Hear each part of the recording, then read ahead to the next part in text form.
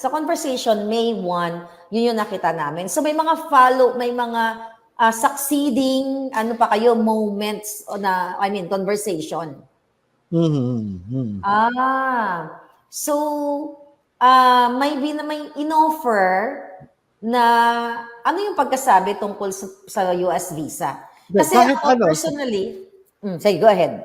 sabi niya, kahit ano na mahilingin mo, sabi niya gano'n. Kasi kagaya niya, kung nag-aalala ka, ano ka naman, pwede ka naman, bibigyan ka ng visa, sabi niya gano'n. Kayong pamilya, lilipad kayo. Gusto mo, Amerika pa nga sabi nga niya gano'n. Walang problema yan kay, yun ang paniniyak ni Picoy na assurance galing kay Kumar na galing din kay Lam. Allegedly galing kay Lam.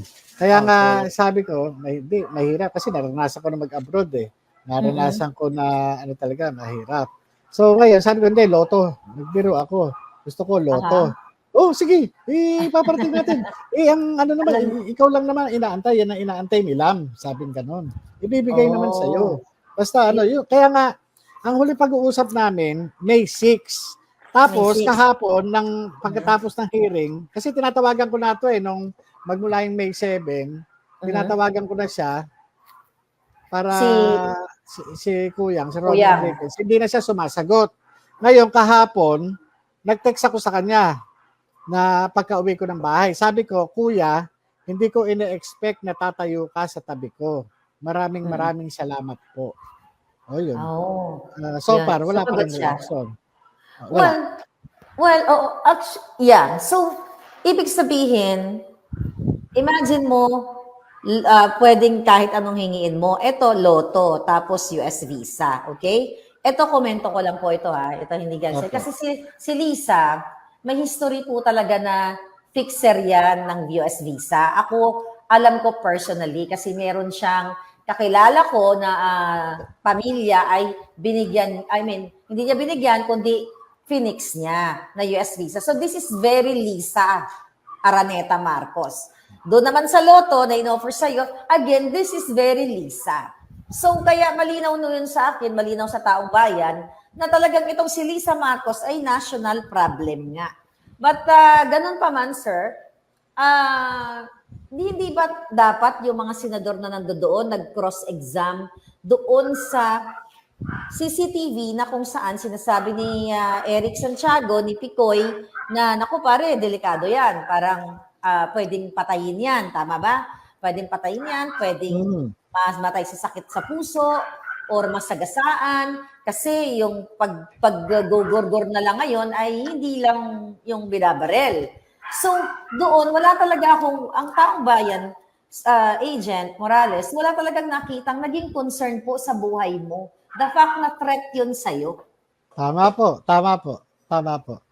Yun nga din po yung, yung nga din po yung napansin ng, ng mga netizens, na sa kabila na ganito, na dudumilat yung, yung mga sinasabi doon sa video na ako'y papatayin, wala man lang na karoon ng, ng pagsasabi na, okay lang, kailangan pala ito, di ba?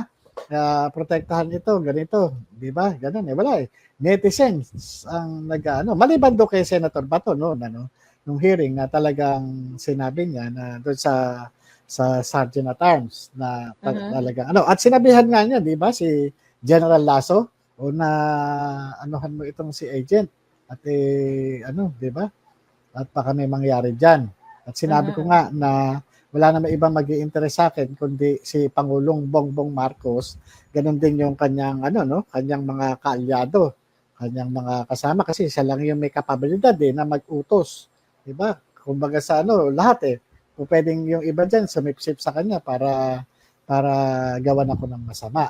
Ang inaano ko lang naman din tama naman din yung taong bayan, yung mga nakikita ko sa reaction ng netizens talagang sabi nga nila, pag kami nangyari dyan sa tao niyan, particular kay Agent Morales, si Pangulong Bongbong Marcos lang ang sisisihin namin at siya lang ang sisingilin namin. Yun ang sabi ng taong bayan. Yes. So nakita ng mga netizens, ngayon nagko-comment nga sila na talagang si Senator Jinggoy at iba pang senador doon ay talagang pinipigil na expound or magkaroon ng cross-exam dito kay Picoy regarding doon sa CCTV at hindi man lang po na tanong yung involvement ni Kumar at saka ni Lam. Di ba? Opo, Tama? totoo po, totoo po. So, Ang sa mata... ang isa Right. po doon kaya yung yung sinasabi tinanong ko kasi si Kuyang Romy, sabi ko, Mhm. kilala niyo ba talaga yang si Kumar? Oo, namin, dati na namin kilala yan. Yan sabi nga Mhm. niya. Dati kasi may nilalapit kami dyan. Ngayon, nung bandang huli, hindi na parang hindi na sila iniintindi. Pero Mm. itong huli, bigla-bigla, yung kay Kuyang, bigla-bigla, ni-reach out niya itong si Eric, Picoy. si Ni Eric Picoy, oo. Santiago. So, tungkol nga doon sa, allegedly, sabi nga niya, itong si Picoy, siyempre, pinapahanap kung kilala ako ni Mm-mm. Eric. Dahil nga itong si Eric, may kapatid na PIDEA agent. Yan Okay. nga, kaya kumbaga sa yun yung, sabi niya, kilala ko yan. Kilala ko, pero ang kilala ko yung mas malapit dyan. Sabi niya, alam ko yung mas malapit dyan. Yung nga, itong So, yun Si yung Robin. dahilan, kaya tumawag siya kay Kuyang. Kaya, Ah, kaya yung sinasabi niya, nagawa-gawa lang, palusot lang yun. Sir, Palusot lang.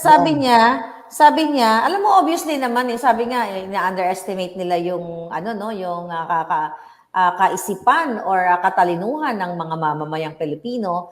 Obviously, talaga nagsisinungaling siya kasi binabanggit doon niya na Lam, yung pangalan ni Lam, ang explanation niya doon ay kathang isip lang daw niya yun. Yung mga pinagsasabi niya doon sa CCTV at yung Lam daw ay narinig niya lang sa YouTube. So, alam mo, sabi ko, kung ako senador, contempt na po yun eh. Kulong na siya doon kung ako ang senador na mag-a-assess sa kanya. So, nung narinig niyo yun, na sinasabi niyang katang-isip lang niya at sabi mo nga, nagdudumilat ang ebidensya sa CCTV. Ano yung pumasok sa isip mo nung habang narinig mo siya na katang-isip at tinetest lang niya, ikaw, pero nung una, sabi niya, hindi siya aware na nanonood ka, pero tinetest kayong dalawa o ikaw, para siya ay makapunta sa Senate. So yung mga ganong kasinungalingan, ano yung, habang pinapakinggan mo siya, anong pumapasok sa iyong isipan? Alam niyo, hindi na ako nagtataka. Bago pa lang ako pumunta ng Senado kahapon. Ang ina-expect ko na talaga, mag-iiba ng kwento. Mm. Ang isa pa nga sa inaasahan ko dyan, si Kuyang na Mhm. na sasabihin nila na hindi totoo yan, sasabihin nila na lang, di ba? AI? So, oo, pero nagkamali ako dahil nga itong si Kuya Romy Enriquez, talagang pinanindigan niya. Sa bagay, sa pagkakakilala ko naman talaga sa kanya, importante sa kanya yung dignidad kahit na Mhm. mangyari. Dignidad ang importante diyan sa mama na yan at That's good. oo, hindi siya yung ipokritong tao. Sabi nga Mhm. niya, no, hindi, kumbaga sa pagtagal ng pagkakasama namin, pagka mali, mali, tama, tama. Yun yung mga issues na namin Kumbaga ganun lang kami, kaya kami nagkatagalan ng pagiging magkaibigan dahil meron kaming common denominator.